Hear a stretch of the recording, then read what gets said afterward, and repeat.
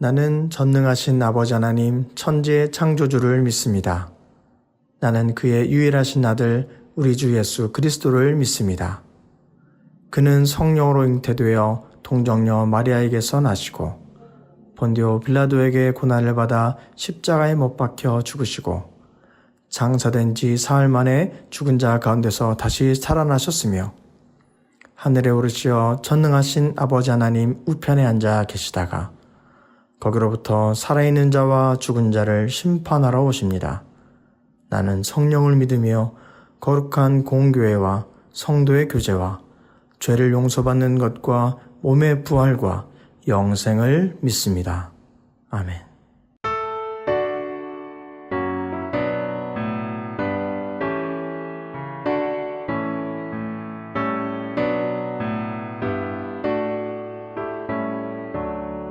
내 주님은 살아계셔 날 지켜주시니 그 큰 사랑 인하여서 나 자유 얻었네. 나의 되신 주님 내 소망 되신 주 항상 나와 함께 하셔 곧 다시 오시리.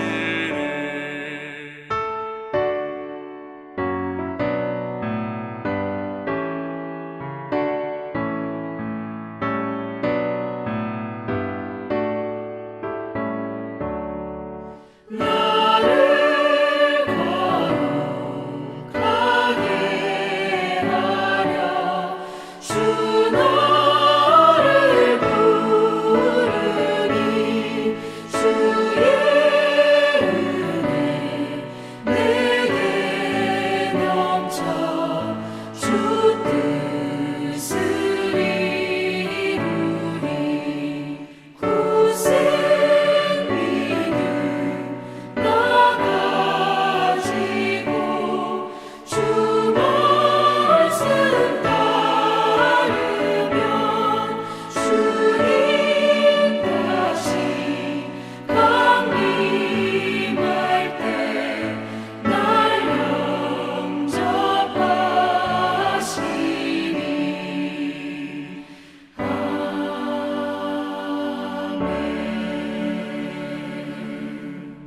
할렐루야. 오늘 아침 우리에게 허락하신 하나님의 말씀은 고린도전서 15장 3절과 4절 말씀입니다. 고린도전서 15장 3절과 4절 말씀을 봉독하도록 하겠습니다. 내가 받은 것을 먼저 너희에게 전하였노니 이는 성경대로 그리스도께서 우리 죄를 위하여 죽으시고 장사 지낸 바 되셨다가 성경대로 사흘 만에 다시 살아나사 아멘. 하나님 말씀입니다. 오늘 함께 나눌 고린도전서 15장은 어떻게 보면 고린도전서가 총 16장으로 16장까지 이루어져 있고 16장은 마지막에 연보에 대한 이야기 그리고 인사말을 기록하고 있기 때문에 어떻게 보면 고린도전서를 기록하며 사도 바울이 가장 마지막으로 그가 전하고 싶었었던 핵심의 메시지를 담고 있는 장이 바로 고린도전서 15장이 되게 됩니다. 앞선 고린도전서에서는 사도 바울은 고린도 교회에 있었던 많은 문제들 그리고 그들이 질문하였었던 제기하였었던 많은 질문들 가운데에 목회적인 답변을 하나하나 열거해 주며 상세히 설명해 주었습니다. 그리고 그 모든 말을 마치는 마지막 15장에 와서 그가 정말로 하고 싶었었던 그리고 고린도 교회 가운데에 흔들리지 말아야 될 것을 전하게 되었습니다. 바로 그것은 부활이었습니다. 사도 바울은 고린도전서를 기록하며 고린도 교회 가운데 있었던 많은 문제들도 생각하게 되었고 그거에 대한 답변들도 하나하나 알려주게 되었지만 너희가 많은 문제들이 있고 어려움들이 있고 흔들리는 것들이 있지만 너희가 결코 타협하지 않고 굳건히 붙잡아야 될 것이 있다. 바로 그것은 우리를 위해서 그리스도가 죽으셨고 다시금 부활하셔서 부활의 첫 열매가 되셔서 우리도 그와 같이 부활의 생명으로 살아갈 것이다 라는 부활신앙을 그들 가운데 꼭 심어주고 싶었습니다. 그래서 그는 고린도전서를 마지막으로 마치며 그 그리스도의 부활에 대해서 전달하게 되었습니다. 그래서 우리는 흔히 고린도전서 15장을 부활장이다라고 말하고 있습니다. 그가 부활에 대해서 이야기했었던 두 가지 이유가 있습니다. 먼저는 그 고린도 교회 가운데 있었던 헬라 철학 때문에 그랬습니다. 그저 가운데 있었던 헬라 철학이 어떤 사상이 있었냐면 영혼이 불멸할 것이다. 그래, 그거는 내가 믿습니다. 하지만 육체가 다시 부활할 것이다. 그거는 믿지 않습니다. 그것이 바로 헬라 철학의 사상이었습니다. 영혼은 불멸하겠지만 육신은 그렇지 않다라는 것이 헬라 철학이었고 그 헬라 철학 사상이 고린도 교회 사람들 가운데에 많은 영향을 주게 되었습니다. 그래서 그 교인들 가운데 이렇게 고백하는 자들이 생겼습니다. 15장 35절에 가면 이렇게 질문합니다. 누가 묻기를 죽은 자들이 어떻게 다시 살아나며 어떤 몸으로 오느냐? 라고 질문하게 되었습니다. 죽은 자들이 어떻게 살아나고 살아난다면 어떤 몸으로 살아가는가? 헬라 철학의 영향을 받았던 고린도의 교회 사람들이 부활의 신앙에 있어서 흔들리는 모습을 보여주고 있었기에 사도 바울은 이것을 다시금 다잡아주기 위해서 부활의 이야기를 하게 되었습니다. 또 한 가지 이유는 앞선 고린도전서 12장부터 14장까지 은사에 대한 이야기를 하였습니다. 방언을 하고 예언을 하고 사랑을 증거하며 또 여러 가지 은사를 통해서 고린도 교회 가운데에 또 고린도 교회 사람들이 관심 있어하는 그 주제를 끊임없이 다뤄왔습니다. 하지만 사도 바울이 전달하고 싶었던 것은 무엇이냐? 너희 신앙 가운데에 은사 귀한 것이다. 소중한 것이다. 하지만 더욱더 귀한 것이 있고 그리스도의 교회, 기독교의 핵심이 있는데 그것은 바로 부활에 있다. 은사에 있는 것이 아니라 부활에 있다는 것을 다시금 그들 가운데 이야기해주고 싶었습니다. 그런 두 가지 이유로 사도 바울은 고린도전서 마지막 마무리를 글을 써가며 다시금 그들 가운데에 큰 복음의 능력이 내가 너에게 증거하였고 너희가 믿게 되었는데 그 핵심이 무엇이다? 그리스도의 죽으심과 부활에 있다라는 것을 다시금 알려주게 되었습니다. 그들이 잘 믿지 않았기에 사도 바울은 세 가지 증거를 이야기합니다. 요즘으로 이야기한다면 너희가 팩트 체크를 해봐라. 내가 이야기하는 것 이런 증거들이 있으니 이런 것들이 있으니 너희가 그것을 듣고 맞는지 아닌지 잘 판단하거라 라고 하며 팩트 체크를 해라. 세 가지 증거를 내가 되겠다라고 이야기합니다. 그 첫 번째 증거가 바로 오늘 읽었었던 3절과 4절에 나와 있습니다. 다시 한번 읽어보겠습니다.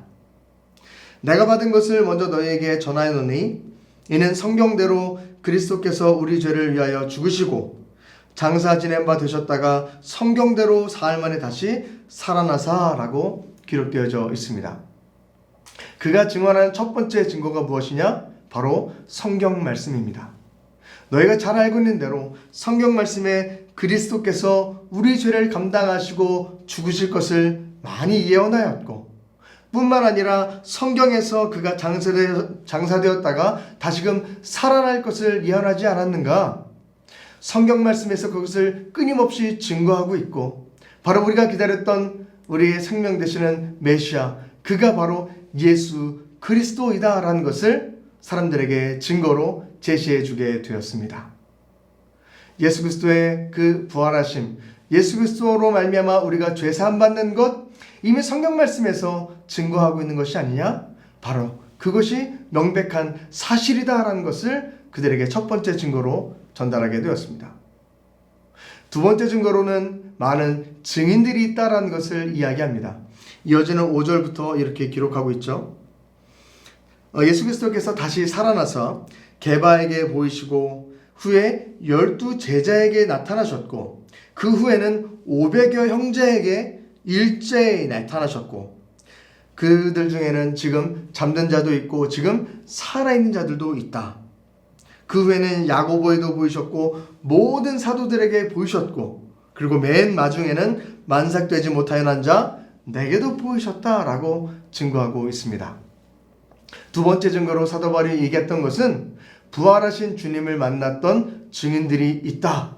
많은 사람들이 그를 만났고 실제로 그를 경험했다라는 것을 증거로 제시하게 되었습니다. 그 당시에 어떤 사람들은 예수의 부활이 조작된 것은 아닌가?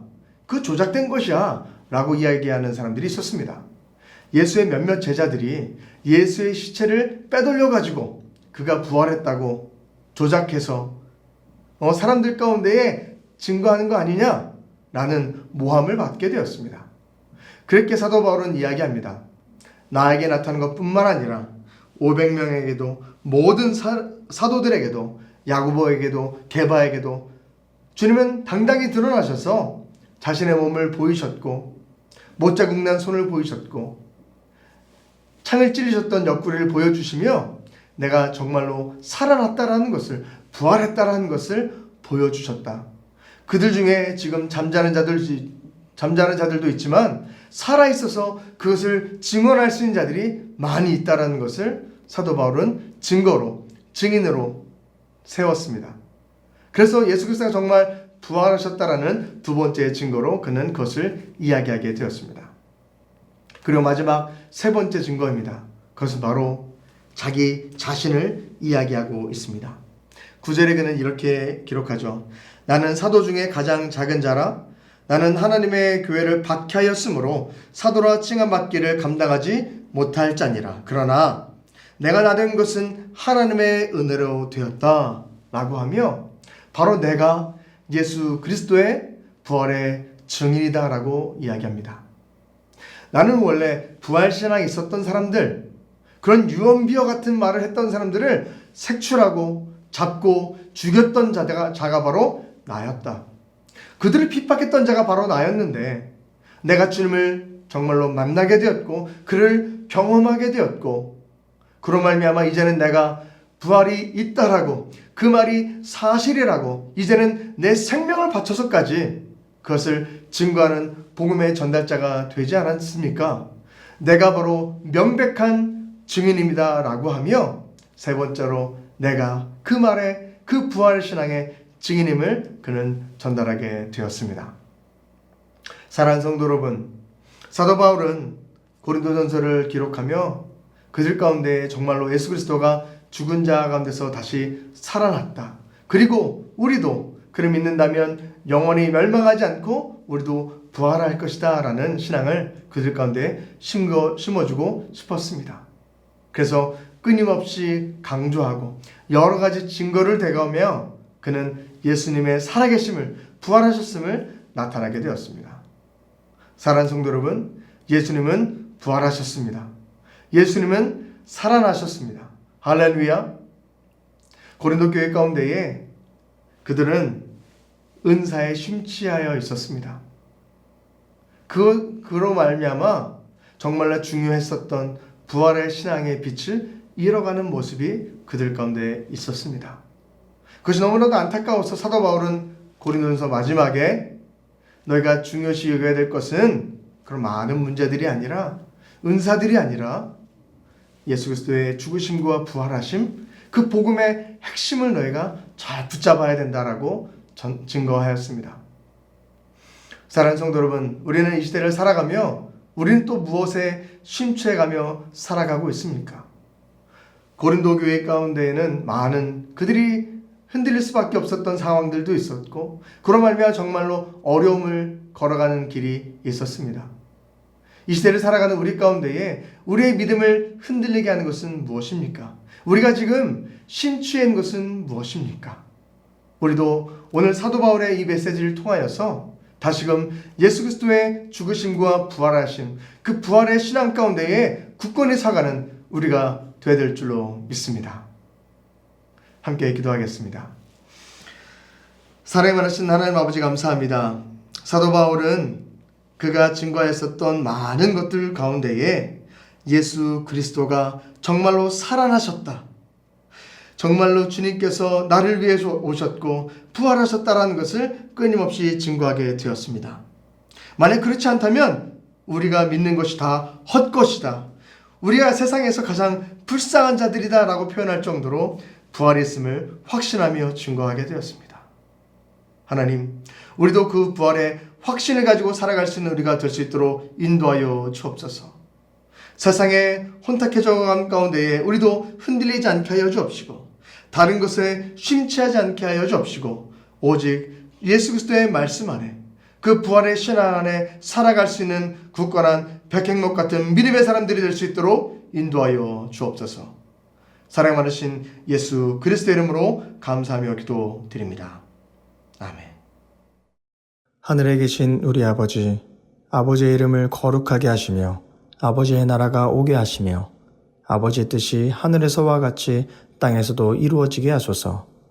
오늘 우리에게 일용할 양식을 주시고 우리가 우리에게 잘못한 사람을 용서하여 준 것 같이 우리 죄를 용서하여 주시고 우리를 시험에 빠지지 않게 하시고 악에서 구하소서. 나라와 권능과 영광이 영원히 아버지의 것입니다. 아멘.